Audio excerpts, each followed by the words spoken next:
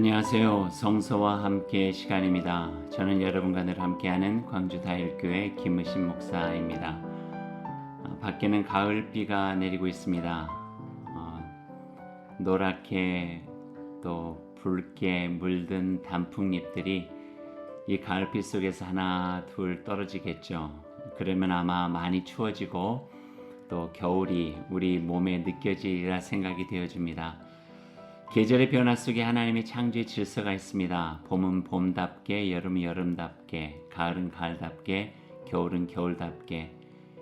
그래서 우리는 그대로인 것 같지만 그 계절적 변화를 통해서 우리의 몸도 마음도 우리 삶도 성숙해지고 또 자라가는 것 같습니다. 철을 아는 지혜, 때를 아는 지혜, 성서에서 늘 우리들에게 말씀하고 있는 바죠. 이 가을빛 속에 이 가을에 하나님께서 우리에게 보여주신 그 창조의 섭리와 질서를 잘 깨닫고 우리도 더욱더 겸손하게 하루하루를 지내갔으면 좋겠습니다. 오늘 시작을 어떻게 할까 생각하다가 기도문 하나로 오늘은 시작하겠습니다. 딱딱한 로마서를 이야기하기 전에 우리 마음에 기도문 하나를 같이 마음에 새기고 시작하는 것이 또 좋을 것 같아서요. 기도의 제목은 평화를 구하는 기도예요. 이 기도문은 토마스 멀튼이라고 하는 영성가가 만든 기도문입니다. 제가 조용히 천천히 읽어드릴게요. 기도하는 마음으로 여러분 잠깐이라도 눈을 감고 손을 모으고 하나님께 기도 드려 보셨으면 좋겠습니다. 평화를 구하는 기도. 주여, 권력이 커지는 만큼 분별력도 함께 커지도록, 과학 지식이 발전하는 만큼 지혜도 함께 자라도록, 부와 권력이 커지는 만큼 인간성도 함께 발전하도록 인도하소서. 모든 인종이 우정으로 연대하여 정의와 자유와 평화의 길을 걷게 하려는 우리의 간절한 의지에 복을 주소서. 특별히 기도하는 것은 저희의 방법이 항상 주님의 방법과 일치하지 않는다는 것과 저희가 주님의 신비로운 섭리를 완전히 볼 수 없다는 것과 지금 불고 있는 폭풍이 주님의 뜻과 섭리를 드러낼 것이라는 사실을 저희로 알게 하소서. 모든 사람들에게 자비로우신 거룩하신 하나님, 이 우주적 폭풍의 번갯불 안에서 주님의 얼굴을 보게 하소서. 평화를 찾을 만한 곳에서 평화를 찾도록 허락하소서. 오 하나님, 우리의 평화는 주님의 뜻 안에 있습니다. 아멘. 토마스 멀튼, 미국의 영성 수도사며 사회운동가라고 이야기할 수 있죠. 1915년에 태어나서 1968년에 돌아가신 분입니다. 오늘 이 기도문과 함께 오늘 말씀을 여러분과 함께 시작해 보겠습니다.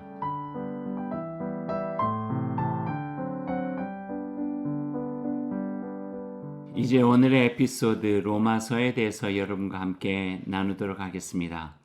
로마서는 서신서가 시작되는 첫 번째 책입니다. 그렇다고 해서 제일 먼저 쓰여진 책은 아닙니다.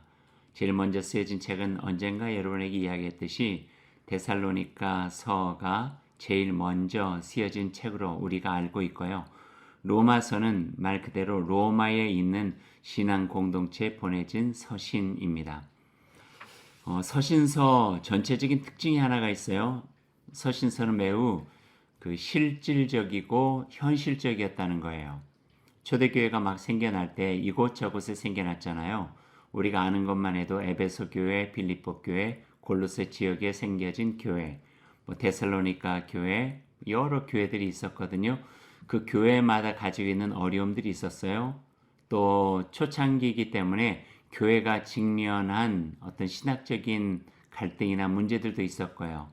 거기에 대한 그 답변들로 바울 사도가 전한 서신들 또는 다른 사도들이 전해서 문제를 해결하기 위해서 그 물음에 답한 내용들이 서신서 속에 담겨져 있는 거예요. 그래서 서신서를 읽다 보면은 지금 현재 교회가 가지고 있는 문제들을 어떻게 해결해야 되는가에 대한 부분들을 잘 알 수 있는 내용들이 그 속에 담겨져 있습니다. 비교적 서신서 중에 긴 고린도 전후서 같은 경우에는 여러 가지 문제들, 고린도 교회가 직면하고 있는 문제들에 대한 매우 구체적인 답변들이 그 속에 담겨져 있어요. 에베소, 빌립보, 골로새는 조금 더 신학적이고 교회론적인 부분이었다면요, 그 현안에 대한 내용들이 담겨져 있는 책들도 있다 하는 것이죠. 그래서 이 서신서는 우리들에게 매우 도움이 되어지는 책들입니다. 신약 성경을 보면 복음서도 있고 사도행전과 같은 역사서도 있고 요한계시록 같은 상징으로 가득한 묵시적 글도 있죠.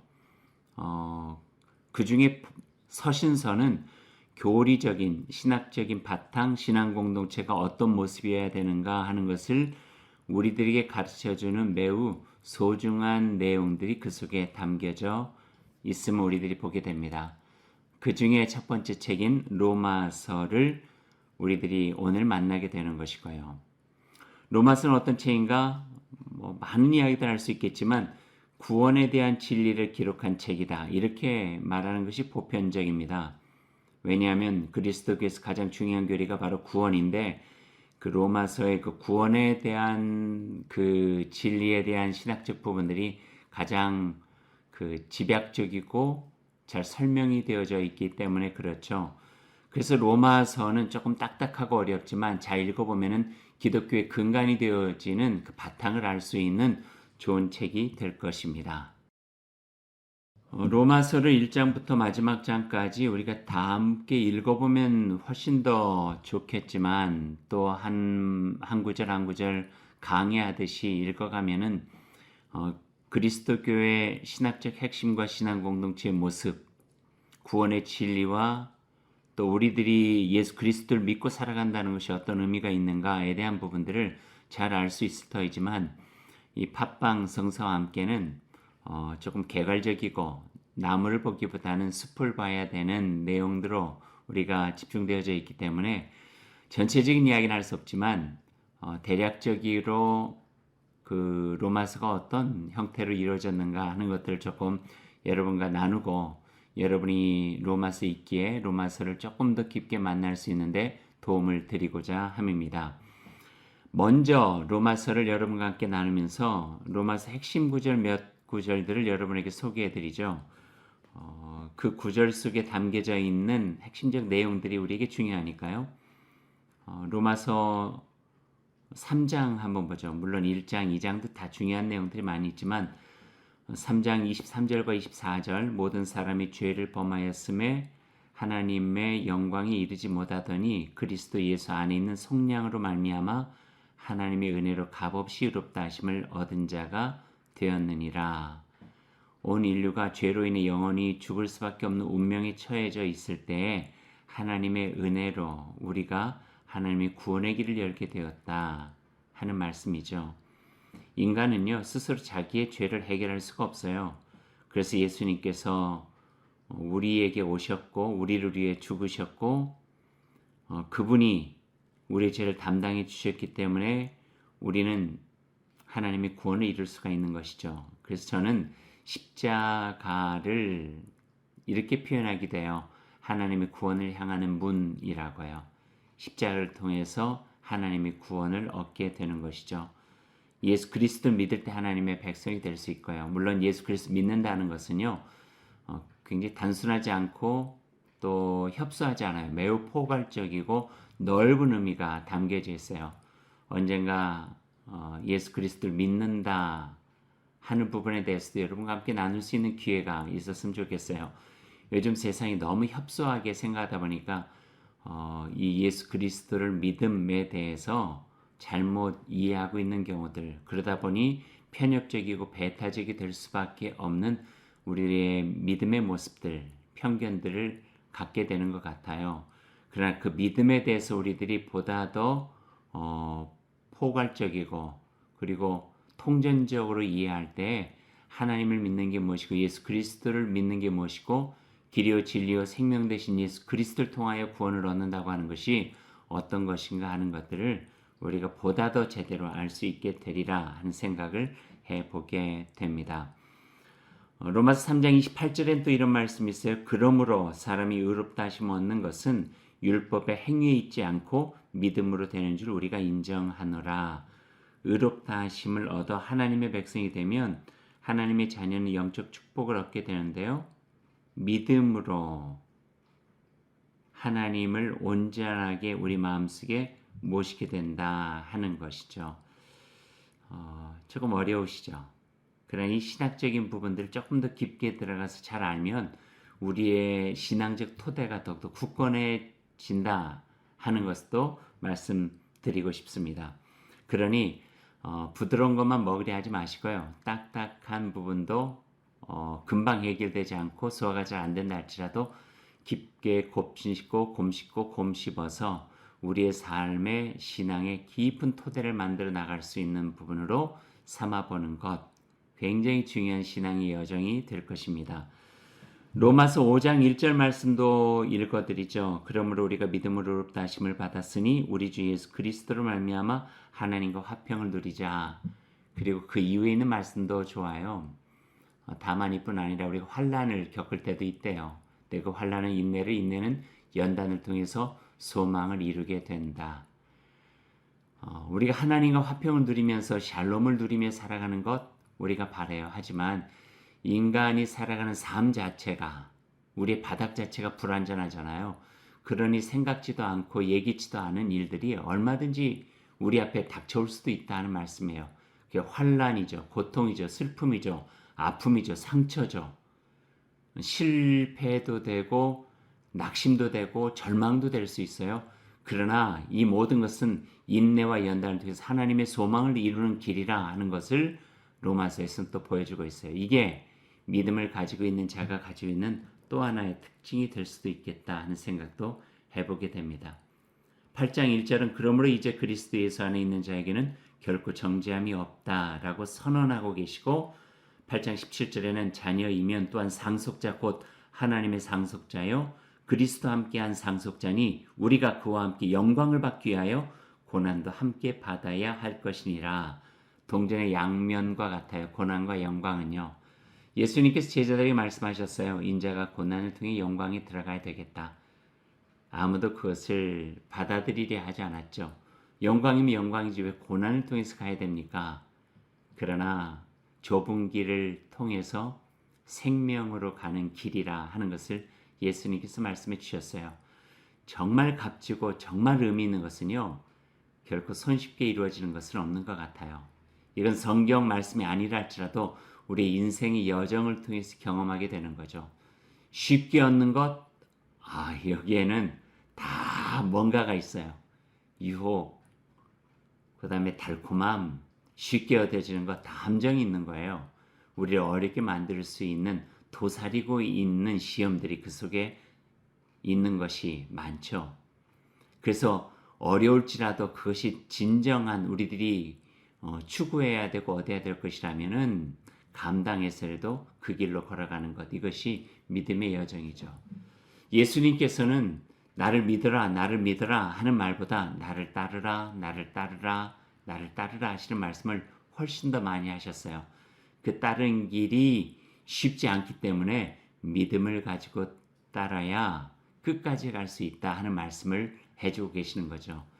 그래서 믿음과 따름은요, 떼어놓을 수가 없어요. 믿는 이가 따를 수 있는 것이고 따를 때 믿음이 있어야 온전하게 따를 수 있는 것이고 이것이 바로 복음서나 우리 성서를 통해서 우리에게 또 말씀해 주시는 부분이기도 합니다. 몇 구절 더 소개해 볼까요?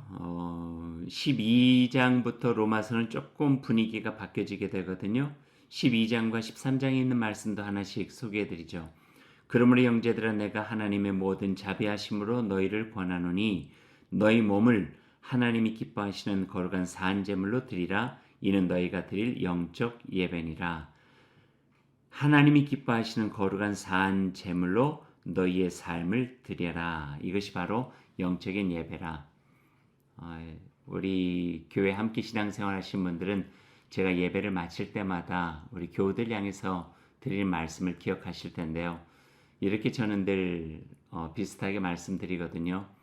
이제 우리가 드린 예배는 마쳤습니다. 하지만 이제 우리가 살아가야 되는 예배는 시작입니다. 여러분의 삶의 자리에서 그리스도의 말씀과 평화를 마음에 새기고 하나님의 영광을 위하여 살아가십시오. 말하자면 이 말씀이 거룩한 사한 제물로 우리가 살아가는 삶이라 표현할 수 있죠. 그래서 그런지 로마서 12장부터는요, 매우 실천적이고 구체적인 신앙을 가진 자의 삶에 대한 이야기들로 쭉 그 내용들이 전개가 되고 있는 것을 봅니다.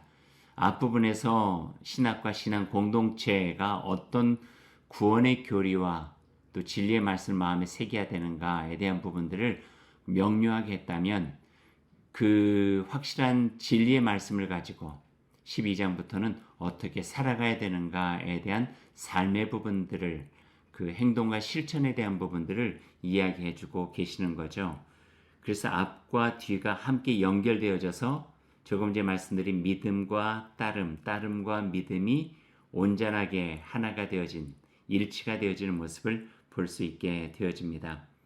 13장에는 또 이런 구절도 있어요. 피차 사랑의 빛 외에는 아무에게든지 아무 빛도 치지 말라. 남을 사랑한 자는 율법으로 다 이루었느니라. 함께 살아가는 삶, 서로가 필요하다는 거예요. 서로가 힘이 되어지고 위로하고 돕고 서로의 짐을 나누어지며 살아갈 때 서로 함께죠. 카이엘레론. 그럴 때 그리스도의 신앙 공동체가 온전해질 수 있다 하는 말씀도 해주고 계시네요. 14장에 있는 말씀도 읽어드릴게요. 14장 17에서 18절 하나님의 나라는 먹는 것과 마시는 것이 아니요 오직 성령 안에 있는 의와 평강과 희락이라. 이로써 그리스도를 섬기는 자는 하나님을 기쁘시게 하며 사람에게도 칭찬을 받느니라. 누가복음 앞부분에 나오는 하나님과 사람에게 사랑받는 예수 그리스도의 모습처럼 하나님을 기쁘시게 하며 사람에게도 인정과 칭찬을 받을 수 있는 길, 의와 평강과 희락, 성령 안에서 살아가는 삶이라 하는 것을 우리에게 가르쳐 주고 있습니다. 로마서에요, 구원에 대한 진리와 구원받은 성도의 삶으로 나누어져서 우리에게 보여주고 있는 책이죠. 로마서를 꼭 한번 여러분 꼼꼼히 한번 시간을 가지고 꼭 읽어보셨으면 좋겠습니다.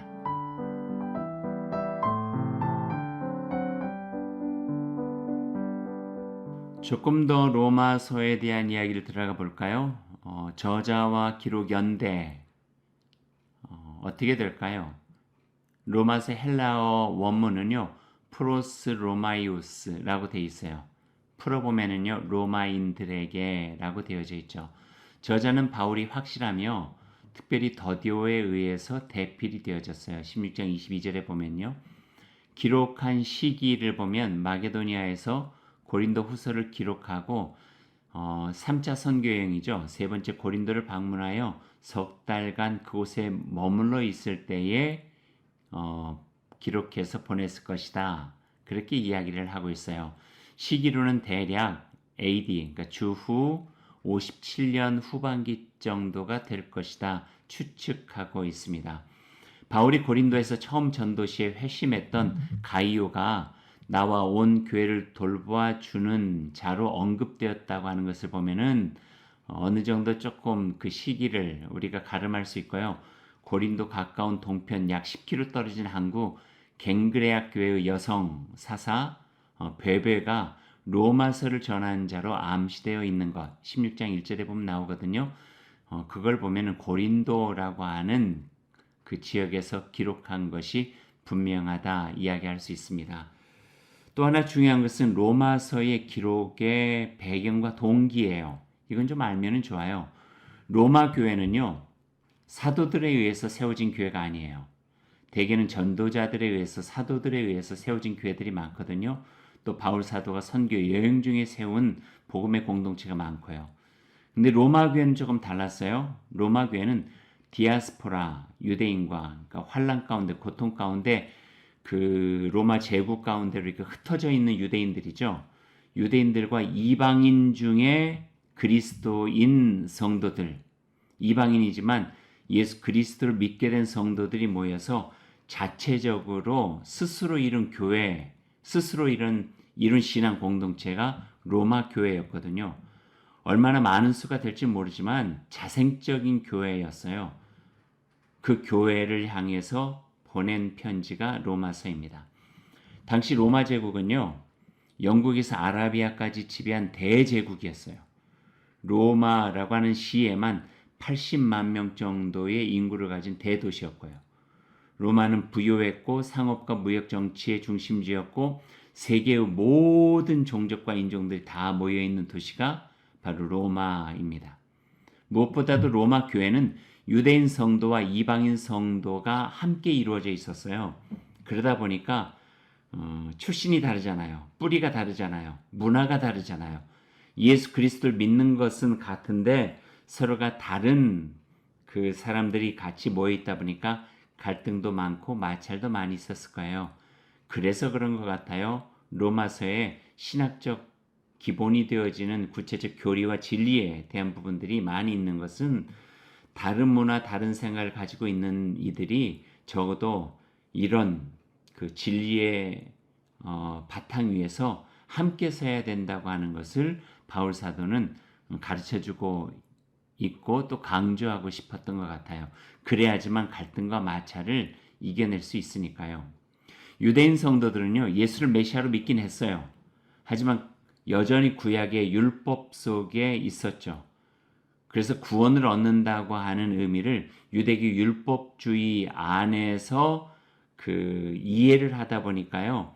예전의 사고에서 벗어나지 못했던 부분들이 있어요. 그래서 바울은 로마서를 통해서 기독교 구원론의 핵심을 논리적으로 전하고자 했던 부분들이 있어요. 반면에 이방인 성도들은 그리스도인의 자유를 지나치게 강조하는 거예요. 율법보다는 예수 그리스도 믿었으니 우리가 자유하게 되었다. 근데 그 참 자유가 아닌 방종으로 이르게 되어지는 것들이 많이 있었고요. 그래서 개종한 그리스도인들은 되었지만 그들의 몸과 삶 속에 이방 풍습이 그대로 머물러 있었던 거예요. 그래서 믿음으로 구원을 이룬다고 하는 것이 그냥 생각만에 있는 것, 마치 철학적으로만 생각하게 되니 그게 구체적인 삶으로 어떻게 이루어져야 되는가에 대한 설명들을 바울 사도가 하고 있는 내용들이 이 로마서 속에도 담겨져 있죠. 그래서 정리해본 바울은 그런 행위가 교회의 덕을 세우기 위해서 절제되어야 되고 그리스도인다운 삶이 무엇인지 율법을 넘어서 복음적 삶에 대한 부분들 지금까지 몸담고 살아왔던 썩어질 구습이 아니라 예수 그리스도의 사람으로 되었으니 그에 합당한 삶으로 어떻게 살아가야 되는가 하는 이야기들도 로마서를 통해서 하고 있는 것을 보게 됩니다. 또 한 가지가 있어요. 로마라고 하는 특별한 상황적인 거예요. 로마 정부의 세속 권력이 로마는 아주 집중적이었거든요. 그러다 보니까 하나님 나라의 시민으로서 로마 제국의 시민으로서 갖게 되어진 갈등들이 있었던 거예요.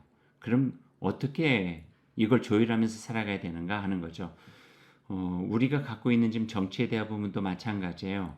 어느 정도 정치와 어느 정도 세속 권력과 어떤 관계를 갖고 살아가야 되는가 하는 부분이죠. 특별히 AD 41년에서 54년 한 10여 년간의 클라우디스 황제가 로마에서 추방되는 그 로마에서 이 기독교인들을 추방시켰어요.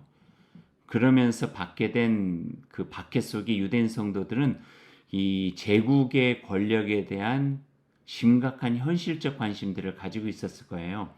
순종해야 되는가 아니면 저항해야 되는가 아주 간단한 문제부터 시작해서 이런 박해 가운데 우리들이 어떻게 버텨내야 되는가. 물론 초대교회의 그 보편적인 문제이기도 하지만 로마에서는 더욱더 심각한 갈등들이 그 속에 있었던 거죠. 그래서 바울은 로마의 그리스도인 공동체가 하나님께 대하여 교회와 사회 그리고 국가에 대하여 마땅히 가져야 할 윤리적 의무에 대해서도 말씀을 나누게 되고 뿐만 아니라 하나님께 속한 시민인 성도가 이 땅에 살아가는 동안에 필연적으로 갖게 되는 각자의 삶의 현장 속에 그리스도인을 살아간다는 것이 무엇인지 그리스도인의 정체성을 지켜나가면서 살아간다고 하는 것이 무엇인지에 대한 부분까지도 설명해 주는 내용들이 바로 이 로마서 속에 담겨 있는 것을 우리가 보게 됩니다. 이제 조금 더 요약해서 로마서에 대한 부분들을 함께 이야기해 보죠. 로마서는 자생적 교회라고 말씀드렸어요. 흩어져 있던 유대인들이 유월절을 지키기 위해서 오순절 예루살렘에 방문했다가 성령의 역사하심을 체험하고 꼭 그때뿐만은 아닐지도 모르겠어요. 복음을 듣고 예수 그리스도를 알게 된 이들이 자기가 살고 있던 로마에 돌아가서 또는 로마를 방문해서 그곳에 있던 이들과 중심이 되어져서 세운 교회가 로마 교회였어요. 그 로마 교회는 유대인 신앙 성도들과 헬라파 성도들이 함께 모여져 있었고 서로 문화적으로 다르고 신앙적인 뿌리도 다르기 때문에 갖게 되는 분열과 갈등들에게 구원에 대한 진리와 그리스도교가 어떤 것인지 어떤 신앙 공동체를 이루어야 되는지에 대해서 그 바울 사도가 전해준 내용이 로마서 속에 담겨져 있다. 이렇게 이야기할 수 있고요. 또 보면은요. 그런 교회였기 때문에 바울 사도가 가고 싶었어요. 그런 바람들이 있어요. 언젠가 가서 여러분을 만나고 싶다 하는 그런 이야기도 했고 또 고린도에서 쓴 로마서에 서신 내용들을 보면은요. 본인이 스페인 땅끝이라고 말하는 서바나까지 선교 여행을 가려는데 로마 교회가 거기에 후원도 하고 함께 도움을 주었으면 좋겠다 하는 바람도 그 속에 담겨져 있는 것을 보게 됩니다. 로마서의 내용들은 어떤 것이 있습니까? 요약해서 말씀드렸죠. 한 네 가지로 요약해보죠. 구원에 대한 이야기가 1장에서 8장까지예요. 그리스도의 사건이 어떻게 우리를 구원하게 되는지. 그리고 9장에서 11장까지는 유대인의 운명에 관한 문제들을 이야기를 했고요. 12장에서 15장까지는 설명드렸다시피 하나님의 백성으로는 어떤 삶을 살아야 하는가? 말하자면 우리가 구원을 받았잖아요. 그럼 구원받은 자의 삶의 모습은 어떠해야 되는가에 대한 이야기. 그리고 10장에는 안부와 맺은 말로 정리가 되어져 있습니다. 로마서를 읽어가다 보면 자주 볼 수 있는 단어가 있는데요. 그 단어는 바로 죄와 의예요. 근데 죄와 의는 우리가 알고 있는 법적 용어라기보다는 하나님과의 관계적인 의미로 사용하고 있는 거죠. 우리가 죄인이라고 할 때 뭐 행위적이고 말로 어떤 그 크리미널, 씬 이런 것을 지어서가 아니라 하나님과의 관계 속에서 우리가 어긋나 있을 때 우린 죄인이 되는 거예요. 우리를 지어주신 분, 우리를 구원하신 분, 아들까지 내어주시면서 우리에게 생명을 주신 분과 온전한 관계를 맺고 살아가지 못하는 것, 이게 죄라는 거예요. 의는 무엇인가? 하나님을 우리 마음에 두고 그분의 뜻과 그분의 나라를 위해서 살아가는 삶, 그게 의라는 거죠. 그래서 죄는 나와 세상이 나의 주인 되는 것, 이게 죄. 그리고 거기서 나타나는 모습들이 불의예요. 그럼 의는 무엇인가? 하나님을 우리의 주인 삼고 예수 그리스도의 말씀과 그 가르침에 따라 살아가는 삶, 그게 의로운 삶, 정의와 공의로운 삶이라고 이야기할 수 있는 거죠. 로마서가 우리 신앙에 도움이 된다고 말할 때 어떤 것이 도움이 될까요? 꼭 읽어봐야 될 의미를 조금 이야기해 보면 첫 번째로 로마서를 잘 읽으시면 구원에 대한 진리를 바로 세울 수 있는 신학적 토대를 갖추게 되어집니다. 그래서 언젠가는 꼭 한번 내가 믿음을 갖게 된 그리스도인이 되었으니까요. 로마서를 통해서 설명되어지고 있는 우리를 가르쳐주고 있는 그리스도교 교리와 진리에 대한 부분들을 우리가 다시금 알아가는 것 굉장히 중요하다 여겨집니다. 조금 읽어가는 것은 딱딱하고 어렵게 느껴질 수도 있어요. 하지만 부활하신 교회에 대한 필요한 그리스도 예수에 대한 이해가 논리적으로 잘 정리되어져 있기 때문에 여러분이 꼭 한번 여러분의 신앙적인 부분들을 점검해 보기 위해서라도 토대를 잘 만들어가기 위해서라도 로마서를 애정해 보는 것 좋은 계기가 될 수 있을 것입니다. 더불어서 로마서의 뒷부분에 나와 있는 구원받은 이가 그 진리 안에서 살아가는 삶의 내용들도 여러분이 잘 주목하고 마음에 잘 새겨보면 그 삶으로 그리스도인답게 살아가는 삶의 토대들도 마련하게 될 수 있을 것입니다. 로마서를 여러분과 함께 나눴습니다. 이제 서신서를 앞으로 계속 나누게 될 텐데요. 우리 교회에 대한 이야기들을 같이 나눌 수 있는 계기도 될 것입니다. 그리고 2000년 전에 세워진 교회뿐만 아니라 지금 우리가 몸담고 있는 교회, 한국 교회에 대한 이야기들도 함께 나아가면서 우리의 어려움들, 우리의 문제들, 또 우리들이 잘못되어져 있는 것 다시 조율하고 또 새롭게 하여서 하나님의 교회로 반듯하게 서 나아가는 그런 말씀으로 우리가 로마서뿐만 아니라 서신서를 들었으면 좋겠습니다. 지금 이 시대의 교회에게 주시는 하나님의 말씀, 예수 그리스도의 가르침, 또 성경에 우리를 향하신 권면이 바로 서신서, 오늘 로마서에도 담겨져 있습니다. 여러분 마음에 꼭 새겨보았으면 좋겠습니다. 지금까지 성서와 함께였습니다. 한 주간도 주의 은혜 가운데 평안하시고 코로나로 인해 답답함도 많이 있고 우울해질 수 있는 상황들이지만 그러나 기운을 내십시오. 힘을 내십시오. 그리고 11월, 12월 한 해의 마지막 계절들을 더욱더 힘차게 살아가며 주님에 속한 사람으로서 하나님께 영광 돌리며 살아가는 기쁨과 행복이 여러분 가운데 있기를 소망합니다. 지금까지 여러분과 늘 함께하는 김우신 목사였습니다.